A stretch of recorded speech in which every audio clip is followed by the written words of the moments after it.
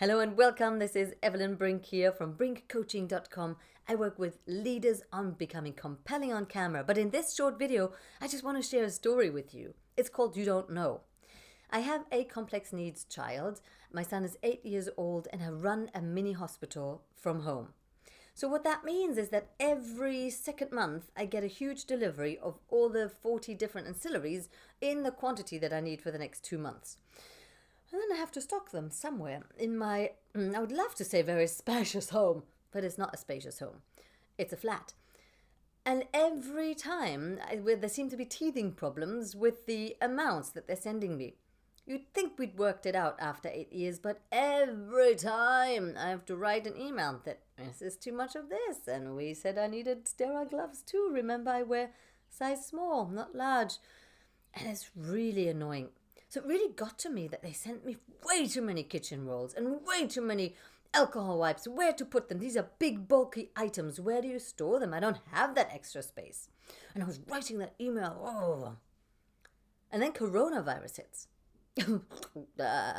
And I need some extra kitchen rolls and definitely alcohol wipes.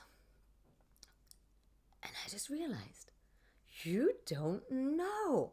I thought that making that mistake means that I need to get annoyed and that I have a problem. Where to store this stuff? But you don't know. It's not a problem to store that stuff. It's really a good thing to have that extra stuff now, turns out. But you don't know. Something that looks annoying 1 minute could be a blessing the next. Something that looks like a real problem 1 minute could be the solution the next. You don't know whether this uncertainty right now isn't a very good way for you to get your brain into gear and think of the things that really matter to you. Who knows, if you look back at your business in 10 years' time, wouldn't it be great if you could say, this time of the coronavirus, where we all were afraid and uncertain and we didn't know, but you know what, looking back, that was when I found what I wanted to do, or that was when I found a solution to this problem. This is when I learned to step up in my leadership. This is when I finally got the courage to step in front of the camera, learned what I needed to learn to bring my expertise online. Wouldn't it be great if in 10 years' time you look back and this was a pivotal moment propelling your life forward? Now, you don't know. There's no guarantees. I'm not going to be one of these people going, oh, it's definitely really good for the earth and it's good for everything and everything can be positive if you look at it long enough that way. I've been through enough hardship in my life now to know that it's not all about flower power, hunky-dory, happy-clappy. But I do know that opening your mind to possibility is crucial and the first step to creating those possibilities. I've come across quite a few professionals now, and we had to brainstorm solutions for my son. So the situation with my son is that he's the first survivor of having that little intestine left from birth. So an unprecedented case. We never knew how long he would make it. There were different opinions, different prognoses. I was told I wasn't going to work ever again. All the things that everyone is kind of dealing with now, I had to deal with 8 years ago and ever since then.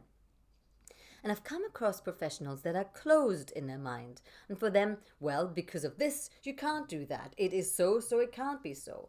I've come across nurses that would refuse to help us because we would use a certain medical device in the wrong way. Well, the insurance doesn't cover using something that's meant to take something out of your stomach to put something into your stomach. You can't do that.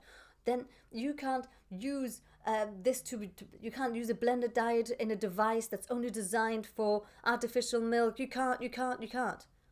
And then you have people who think the other way. How can we use this? Because if you have an unprecedented case, of course you don't have all the devices necessary to treat it.